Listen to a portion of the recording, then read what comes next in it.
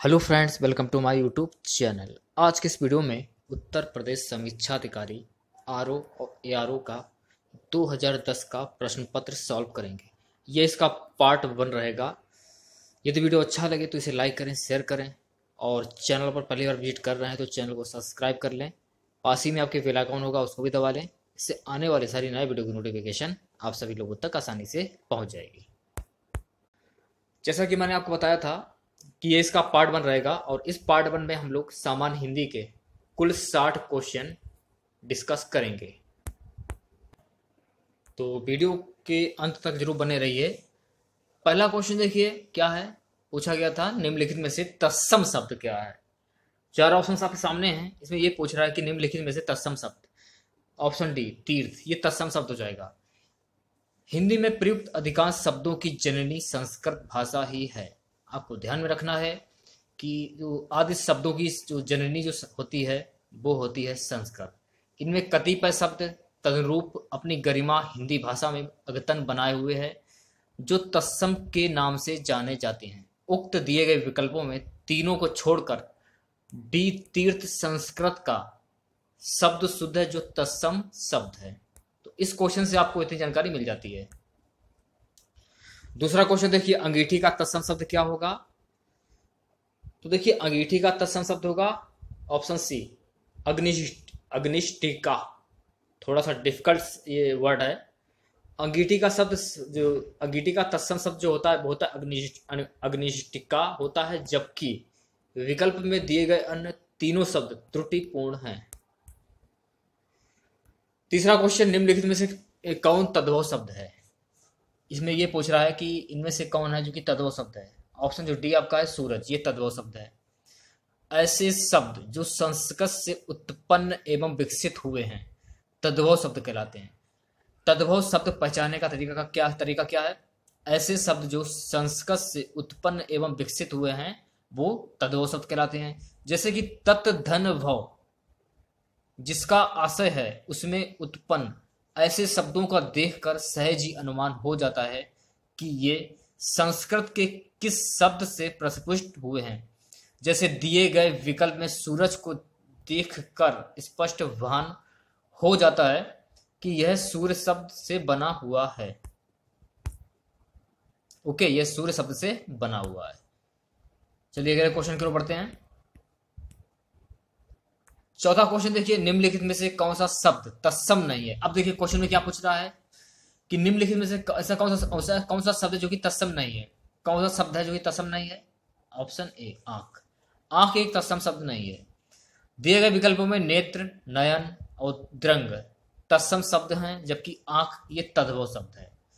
आंख का तत्सम शब्द अच्छी होता है। ये आपको ध्यान रख लेना है कि आंख का जो तत्सम शब्द होता है वो अच्छी होता है।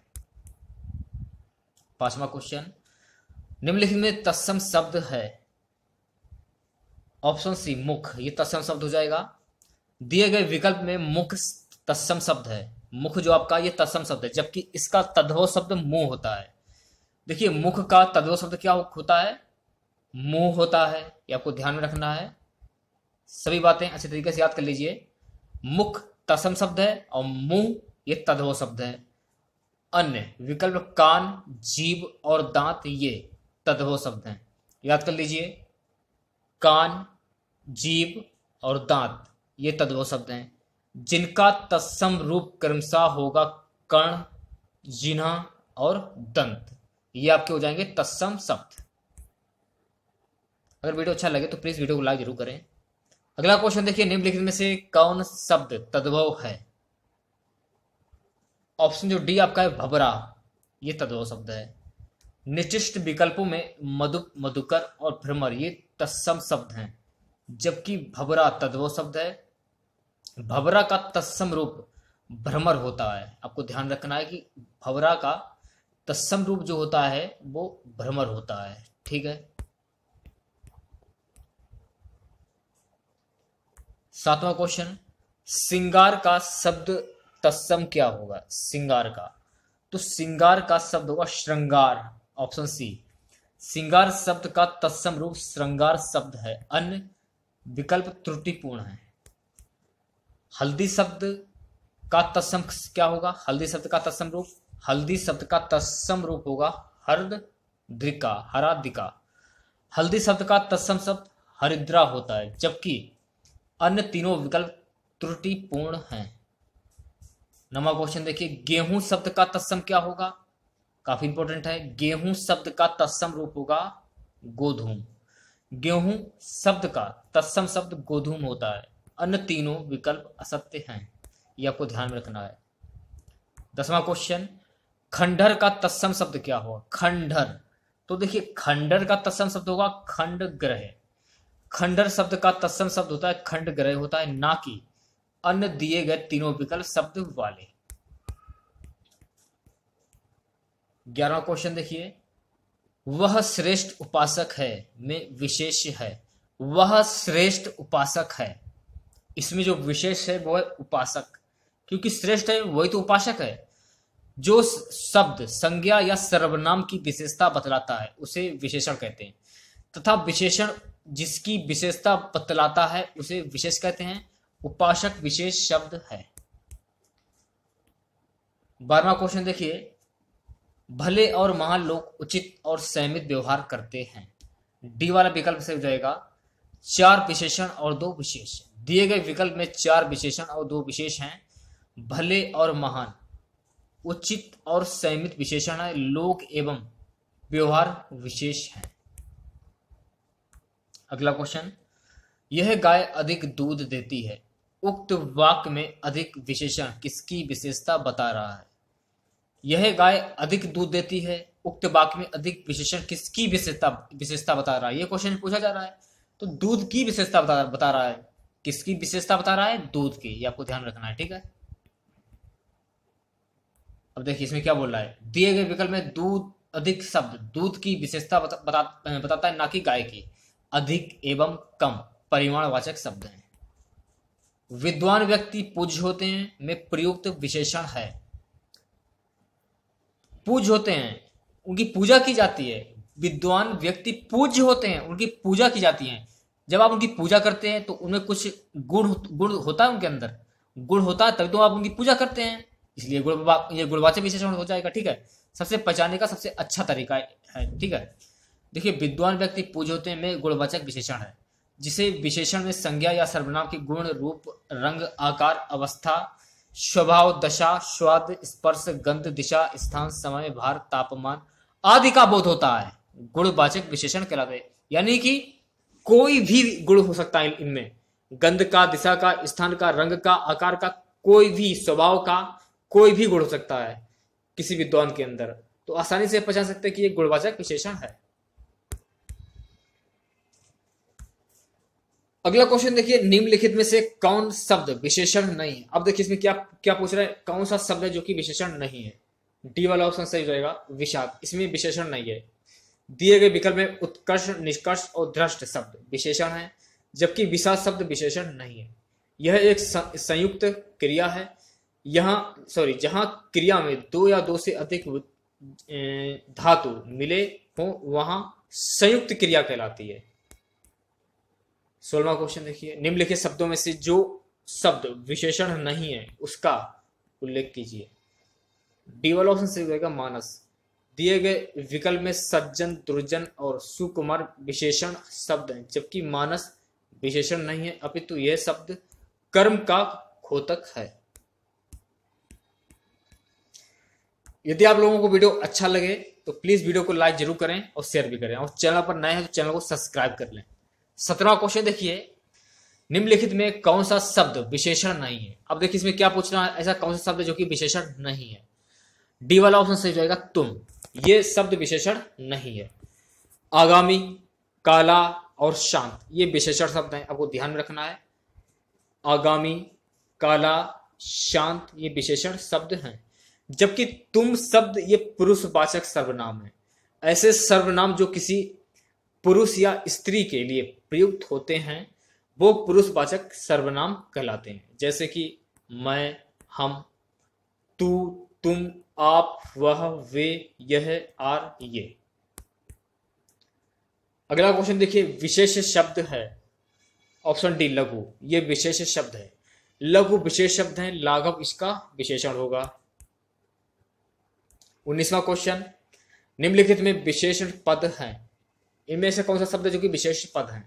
उमा, ये आपका विशेष पद हो जाएगा। ठीक है, तो देखिए कालिमा, महिमा, मधुरिमा ये विशेषण शब्द हैं, जबकि उमा विशेष पद हैं। 20वां क्वेश्चन देखिए, निम्नलिखित में विशेषण पद है। उपासना ये विशेषण पद है। उक्त प्रश्नों में उपासना विशेषण पद है। देखिए दोस्तों, कुल 60 क्वेश्चन है। वीडियो को देखकर आप लोग बोर मत होना। जीव का पर्यायवाची शब्द क्या होगा? जीव का ऑप्शन बी रचना। जीव का पर्यायवाची शब्द रचना होता है, जबकि वचन, ध्वनि और जीव का जीव से कोई आशय नहीं है। यह आपको ध्यान में रखना है। अगला क्वेश्चन, कौन सा शब्द अहि का पर्यायवाची नहीं है? ऐसा कौन सा शब्द है जो कि अहि का पर्यायवाची शब्द नहीं है? डी वाला ऑप्शन सही हो जाएगा सिंदूर। यह अहि का शब्द पर्यायवाची नहीं है। दिए गए विकल्पों में अहि का पर्यायवाची शब्द सिंदूर नहीं है। सिंदूर का आशय हाथी से है, जबकि अहि उरग, सरीसृप और पवनास सर्प का पर्यायवाची शब्द है। अगला क्वेश्चन देखिए, नैसर्गिक का पर्यायवाची शब्द क्या होगा? नैसर्गिक का पर्यायवाची शब्द होगा प्राकृतिक। नैसर्गिक का पर्यायवाची शब्द होता है प्राकृतिक होता है, जबकि सत्कृत, चमत्कृत, चतुर्दिक का नैसर्गिक शब्द में से कोई लेना देना नहीं है। 24वां क्वेश्चन देखिए, निम्नलिखित में कौन सा शब्द हाथ का पर्यायवाची नहीं है? कटी, ये हाथ का पर्यायवाची शब्द नहीं है। देखिए, हाथ का पर्यायवाची शब्द कटी नहीं होता है, जबकि हाथ का पर्यायवाची शब्द होता है हस्त, पाड़ी और कर। ये हाथ के पर्यायवाची शब्द है। कटी शब्द कमर, प्रदेश के लिए प्रयुक्त होता है। 25वां क्वेश्चन देखिए, निम्नलिखित में से कौन सा शब्द सूर्य का पर्यायवाची शब्द नहीं है? सूर्य का पर्यायवाची शब्द नहीं है। विभाकर, ये सूर्य का पर्यायवाची शब्द नहीं है। सूर्य का पर्यायवाची शब्द प्रभाकर, दिनकर और दिनेश होता है, जबकि विभाकर सूर्य का पर्यायवाची शब्द नहीं है। 26वां क्वेश्चन देखिए, चांदनी का पर्यायवाची शब्द नहीं है। चांदनी का पूछ रहा है, चांदनी का पर्यायवाची शब्द नहीं है। नहीं है ये पूछ रहा है, तो चांदनी का पर्यायवाची शब्द मयंक नहीं होगा। देखिए, मयंक चांदनी का पर्यायवाची शब्द नहीं है। मयंक का आशय चंद्रमा से होता है। ये आपको ध्यान में रखना कि मयंक का आशय किससे होता है? चंद्रमा से। जबकि चंद्र, ताप, कौमुदी और ज्योत्सना चांदनी का पर्यायवाची शब्द है। अगला क्वेश्चन, निम्नलिखित में से कौन सा शब्द सरस्वती का पर्यायवाची शब्द नहीं है? सरस्वती का पूछ रहा है। ऑप्शन सी जो आपका है पगदा, ये सरस्वती शब्द का पर्यायवाची शब्द नहीं है। दिए गए विकल्प में पद्मा शब्द सरस्वती का पर्यायवाची शब्द नहीं है। ये पद्मा होगा। ठीक है, पद्मा का अर्थ लक्ष्मी से होता है, तो देखिए पद्मा का पर्यायवाची शब्द लक्ष्मी होगा। जबकि वीणा पड़ी, मां श्वेता, भारती, सरस्वती के पर्यायवाची शब्द हैं। ये सरस्वती के पर्यायवाची शब्द हैं, याद कर लीजिए। अगला क्वेश्चन, जनार्दन किसका पर्यायवाची शब्द है? जनार्दन विष्णु का। जनार्दन विष्णु का पर्यायवाची शब्द है। जनार्दन के अन्य पर्यायवाची शब्द हैं हरि, लक्ष्मीकांत आदि। 29वां क्वेश्चन देखिए, निम्नलिखित में से कौन सा शब्द समुद्र का पर्यायवाची नहीं है? समुद्र का पर्यायवाची शब्द नहीं है। ऑप्शन बी जलद, ये समुद्र का पर्यायवाची शब्द नहीं है। अब देखिए इसमें क्या बोला, दिए गए विकल्प में समुद्र का पर्यायवाची पयोधि, जलधि, वारधि होता है, जबकि जलद शब्द का आशय बादल से है। समुद्र का अन्य पर्यायवाची शब्द रत्नाकर, नीरनिधि और पयोनिधि, उदधि, वारिस आदि हैं। अगला क्वेश्चन, निम्नलिखित में शिव का पर्यायवाची शब्द क्या होगा? शिव का पर्यायवाची शब्द पूछ रहा है। ऑप्शन बी, शिव का पर्यायवाची शब्द होगा रुद्र, यानी रुद्र अवतार में शिव जी आ गए। दिए गए विकल्प में शिव का पर्यायवाची शब्द रुद्र होता है, ना कि शिवालय, रुद्राक्ष और हरि। शिव का अन्य पर्यायवाची शब्द है शंभु, याद कर लीजिए, त्रिपुरी, महादेव, देवाधिदेव, कैलाशपति, शंकर। ये शिव के पर्यायवाची शब्द हैं। अथ का विलोम शब्द क्या होगा? ऑप्शन सी इति। अथ का विलोम इति होता है, जबकि पूर्ण का विलोम शब्द अपूर्ण समाप्त का आरंभ और खत्म का शुरू होता है। काफी इजी है। अभिज्ञ का विलोम शब्द क्या होगा? अभिज्ञ का विलोम शब्द होगा अज्ञ। अब देखिए, अभिज्ञ का विलोम अनभिज्ञ होता है, जबकि अज्ञ का विज्ञ होता है। चूंकि विकल्प में अनभिज्ञ नहीं दिया गया, अतः अभिज्ञ का विलोम अज्ञ ही होगा। ये आपको ध्यान रखना है, ठीक है। अगला क्वेश्चन, कृतज्ञ का विलोम शब्द क्या होगा? कृतज्ञ का विलोम शब्द कृतज्ञ होगा। कृतज्ञ का विलोम शब्द कृतज्ञ होता है, जबकि जड़ का चेतन, संवेदनशील का संवेदनशील, कृतज्ञ का कृतज्ञ होता है।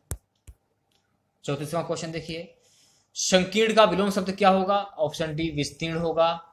संकीर्ण का विलोम जो होता है विस्तीर्ण होता है, ना कि विस्तार, विकीर्ण और संक्षेप। अगला क्वेश्चन, अनुरुक्ति का विलोम शब्द क्या होगा? अनुरुक्ति का विलोम शब्द होगा विरक्ति। अनुरुक्ति का विलोम विरक्त होता है, जबकि विराग का अनुराग तथा तिरोभाव का आविर्भाव होता है। याद कर लीजिए। अगला क्वेश्चन देखिए, सापेक्ष का विलोम शब्द क्या होगा? सापेक्ष का विलोम शब्द निरपेक्ष होता है। सापेक्ष का विलोम शब्द निरपेक्ष होता है, जबकि असापेक्ष निक्षेप और आपेक्ष शब्द का आशय प्रश्न से बिल्कुल असंबद्ध है। अगला क्वेश्चन, विग्रह का विलोम शब्द क्या होगा? विग्रह का विलोम शब्द संधि होगा। विग्रह का विलोम संधि होता है, ना कि आग्रह, ग्रहण और अविग्रह। निम्नलिखित में से कौन सा विलोम शब्द युग्म त्रुटिपूर्ण है? ऑप्शन सी उन्नत, अवगत। अब देखिए इसमें क्या बोला जा रहा है, दिए गए विलोम युग्म में अपेक्षा, उपेक्षा, अग्रज, अनुज, आदान प्रदान सही विलोम युग्म है, जबकि उन्नति का विलोम अवनति होता है, ना कि अवगत। ये बोला जा रहा है क्वेश्चन में। नेक्स्ट क्वेश्चन देखिए, यथार्थ का विलोम शब्द क्या होगा? तो दोस्तों यथार्थ का विलोम शब्द होगा आदर्श। यथार्थ का विलोम आदर्श होता है। वहीं कृत्रिम का प्राकृत, अनुचित का उचित और उचित का अनुचित होता है। 40वां क्वेश्चन, साधु का विलोम शब्द क्या होगा? काफी इंपोर्टेंट है। साधु का विलोम शब्द असाधु होगा। साधु का विलोम शब्द जो होता है असाधु होता है, ना कि साध्वी, सन्यासी और साधुनी, ये नहीं होंगे। नेक्स्ट क्वेश्चन, किस शब्द की वर्तनी अशुद्ध है? भुक्कड़। इस शब्द की वर्तनी अशुद्ध है। दिए गए विकल्पों में लंगड़, बुशकण, कोकड़ शब्द है। विकल्प डी में दिया गया है भुक्कड़, अशुद्ध है। इसका शुद्ध रूप होगा भुक्खड़। हेलो दोस्तों, ये हमारा चैनल नया है। हमारे चैनल को ज़्यादा से ज़्यादा सपोर्ट करिए। मैं कोशिश करूँगा कि मैं आप लोगों के लिए अच्छे वीडियो अपलोड करूँ, तो हमें आप ज़्यादा से ज़्यादा सपोर्ट करें और चैनल को सब्सक्राइब करें, हमारे वीडियो को लाइक करें, शेयर करें। अगला क्वेश्चन देखिए, किस शब्द की वर्तनी अशुद्ध है? किस शब्द की वर्तनी अशुद्ध है? ऑप्शन जो आपका वी है, छिंद्रावेशी, ये वर्तनी अशुद्ध है। अब देखिए इसमें क्या बोला जा रहा है, निर्नुनासिक, ग्रथित और अंत सचेतना तीनों शुद्ध हैं। ये तीनों शुद्ध हैं, ठीक है। जबकि छिंद्रावेशी ये अशुद्ध हो जाएगा।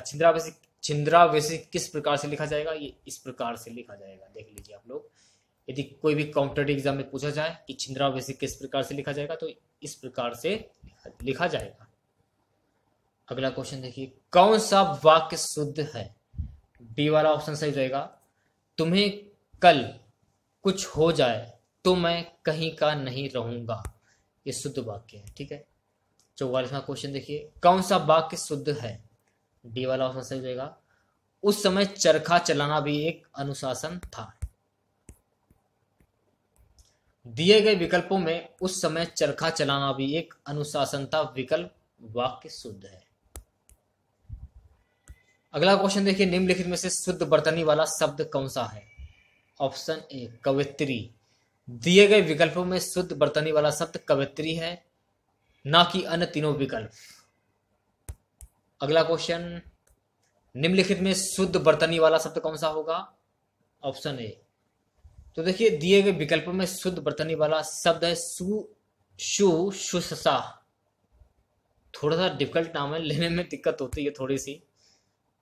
फिलहाल को हिंदी मतलब सही से पढ़ नहीं पाता। कुछ शब्द हिंदी के ऐसे होते हैं जिन्हें पढ़ना थोड़ा सा मतलब डिफिकल्ट लगता है पढ़ने में। अगला क्वेश्चन, शुद्ध बर्तनी वाला शब्द कौन सा होगा? ईर्ष्या। ये शुद्ध बर्तनी वाला शब्द है। अगर पूछा जाए कि ईर्ष्या कैसे लिखा जाएगा तो आपको ध्यान रखना कि ईर्ष्या इस प्रकार से लिखा जाएगा। अगला क्वेश्चन, निम्नलिखित में से अशुद्ध बर्तनी वाला शब्द कौन सा है? क्वेश्चन में ये पूछ रहा है अशुद्ध बर्तनी वाला शब्द। तो अशुद्ध बर्तनी वाला शब्द हो जाएगा उज्ज्वल। ये आपका उज्ज्वल है, ये अशुद्ध है। अब देखिए इसमें उज्ज्वल किस प्रकार से लिखा जाएगा? उज्ज्वल, तो उज्ज्वल जब आप लिखते हैं तो ऊ, फिर आधा जा, फिर आधा जा, फिर वा, फिर ला। तो उज्ज्वल इस प्रकार से लिखा जाएगा, ना कि इस प्रकार, क्योंकि इसमें जो आधा जा है वो है नहीं, इसलिए ये गलत माना जाएगा। ठीक है, दिए गए विकल्पों में उल्लंघन, मनोरथ, वत्सल सही शब्द हैं। ये सारे शब्द सही हैं। उल्लंघन, मनोरथ और वत्सल ये सारे शब्द सही हैं, बल्कि ये वाला गलत है। जबकि ई में दिया गया है, सॉरी डी में दिया गया है शब्द उज्ज्वल शब्द, ये अशुद्ध है। इसका शब्द रूप होगा उज्ज्वल। इस प्रकार से लिखा जाएगा। देख लीजिए आप लोग एक बार, मैं फिर से बता दे रहा हूं। उज्ज्वल, आधा जा, वा और ला, इस प्रकार से उज्ज्वल लिखा जाएगा। काफी इंपॉर्टेंट क्वेश्चन है और कई बार क्वेश्चन पूछा भी जा चुका है। अगला क्वेश्चन, शुद्ध शब्द रूप है। शुद्ध शब्द रूप कौन सा होगा? ऑप्शन डी, द्रुविचार। अगला क्वेश्चन देखिए 50वां क्वेश्चन, ऊंटों का ... जा रहा है वाक्य में रिक्त स्थान की पूर्ति उपयुक्त शब्द शुद्ध शब्द से कीजिए। ऑप्शन सी, ऊंटों का काफिला जा रहा है। ये पूछा जा रहा है, नहीं कि ऊंटों में आदमी जा रहे हैं, ऊंटों का काफिला जा रहा है, ये आपको ध्यान में रखना है। ठीक है, अब देखिए इसमें क्या बोला, दिए गए विकल्प में काफिला शब्द शुद्ध प्रतीत हो रहा है। दिए गए विकल्प में काफिला शब्द शुद्ध प्रतीत हो रहा है, ना कि कारवा। कारवा गलत होगा, जत्था भी गलत होगा और बेड़ा भी गलत होगा। क्या होगा? काफिला होगा। काफिला जा रहा है, ऊंटों से काफिला जा रहा है। अगला क्वेश्चन, खाद्य सामग्री जो यात्रा के समय रास्ते में उपभोग के लिए दी जाती है वो है ऑप्शन सी, पाथे। खाद्य सामग्री जो यात्रा के समय रास्ते में उपभोग के लिए प्रदान की जाती है उसे पाथे कहा जाता है। ठीक है, अगला क्वेश्चन, आधी रात का समय। आधी रात का समय को क्या बोला जाता है? निशेष। आधी रात के समय के लिए प्रयुक्त शब्द निशेष होता है, ना कि सरवरी, विवाभरी और निशा। एक तीनों गलत हो जाएंगे। ठीक है, ऑप्शन जो डी आपका ये सही हो जाएगा। नेक्स्ट क्वेश्चन देखिए, जिसके पास कुछ ना हो उसके लिए प्रयुक्त शब्द कौन सा होगा? महादीन। देखिए, जिसके पास कुछ ना हो उसके लिए उपयुक्त शब्द है आर्किंचन, ना कि दीनहीन, महादीन एवं अभावग्रस्त। 54वां क्वेश्चन देखिए, जिसे बुलाया ना गया हो वाक्य के लिए प्रयुक्त होने वाला शब्द कौन सा है? ऑप्शन सी, अनाहुत। जिसे बुलाया ना गया हो वाक्य के लिए उपयुक्त शब्द है अनाहुत। जबकि अतिथि जिसके आने की कोई तिथि ज्ञात ना हो, इसी प्रकार अभ्यागत व रिश्तेदार का प्रश्न कोई आशय नहीं है। मोक्ष की इच्छा रखने वाला वाक्यांश के लिए उपयुक्त शब्द क्या होगा? ऑप्शन सी, मुमुक्षु। मोक्ष की इच्छा रखने वाला मुमुक्षु कहा जाता है, ना कि योगी, मुक्तिकामी एवं तपस्वी। अगला क्वेश्चन, रंगमंच के पर्दे के पीछे का स्थान क्या कहा जाता है? रंगमंच के पर्दे के पीछे का स्थान कहा जाता है नेपथ्य। रंगमंच के पर्दे के पीछे का स्थान कहा जाता है नेपथ्य, ना कि पृष्ठभूमि, मंच पृष्ठ, ये भी गलत हो जाएगा, ना कि गुहा मंच, ये भी गलत हो जाएगा। ठीक है, अगला क्वेश्चन देखिए, हवन में जलाने वाली लकड़ी के लिए शुद्ध वाक्य क्या होगा? समिधा। शुद्ध वाक्य होगा समिधा। हवन में जलाने वाली लकड़ी के लिए शुद्ध शब्द है समिधा, ना कि हवन सामग्री, वन काष्ठ एवं शुष्क काष्ठ। अगला क्वेश्चन देखिए अगले वीडियो में इसका दूसरा पार्ट जरूर आएगा, तो इस वीडियो को ज्यादा से ज्यादा लाइक करें, शेयर करें, जिससे कि मेरा भी कॉन्फिडेंस बढ़े। इसका दूसरा वीडियो मैं आपके सामने लेकर आऊं। क्वेश्चन, दिशाएं ही उनका वस्त्र है उन्हें कहा जाता है। दिशा ही उनका वस्त्र है। ऑप्शन सी दिगंबर। दिशा ही उनका वस्त्र है, उन्हें दिगंबर कहा जाता है, ना कि विशंबर, दिक्पाल एवं पैगंबर। अगला क्वेश्चन, जिसका जन्म कन्या के गर्भ से हुआ हो उसको क्या बोलते हैं? उसको बोलते हैं कानीन। जिसका जन्म कन्या के गर्भ से हुआ हो उसे कानीन कहते हैं, ना कि अवैध पुत्र, कन्या पुत्र व कुमारी सुत्र, उसको बोलते हैं कानीन। तो आज का हमारा सबसे लास्ट क्वेश्चन देखिए, पेट की अग्नि के लिए शुद्ध शब्द है। पेट की अग्नि के लिए शुद्ध शब्द कौन सा होगा? जठराग्नि। काफी इंपॉर्टेंट क्वेश्चन है, काफी बार ये क्वेश्चन पूछा जा चुका है, चाहे यूपी बीएड हो या यूपी कांस्टेबल हो, कोई भी परीक्षा उठा के देख लीजिए, क्वेश्चन आपको हर हाल में ही मिलेगा। तो पेट की अग्नि के लिए शुद्ध शब्द है जठराग्नि, याद कर लीजिए, ना कि दवाग्नि, वडवाग्नि और मधाग्नि, ये सब गलत हो जाएंगे। आंसर हो जाएगा ऑप्शन सी। तो फिलहाल अभी की वीडियो में बस इतना ही। आशा करते हैं आज का ये ARO का 2010 का सामान्य हिंदी का प्रीलिम्स का एग्जाम था, ये सामान्य हिंदी प्रीलिम्स की परीक्षा का ये जो सामान्य हिंदी का जो पेपर आपका हुआ था उसका ये पेपर था। वीडियो अगर अच्छा लगे तो इसे लाइक करें, शेयर करें और हमारी मेहनत को सफल करें। चैनल पर पहली बार विजिट कर रहे हैं तो चैनल को सब्सक्राइब कर लें, पास ही में आपकी बेल आइकन होगा उसको भी दबा लें, इससे आने वाली सारी नए वीडियो की नोटिफिकेशन आप सभी लोगों तक आसानी से पहुंच जाएगी।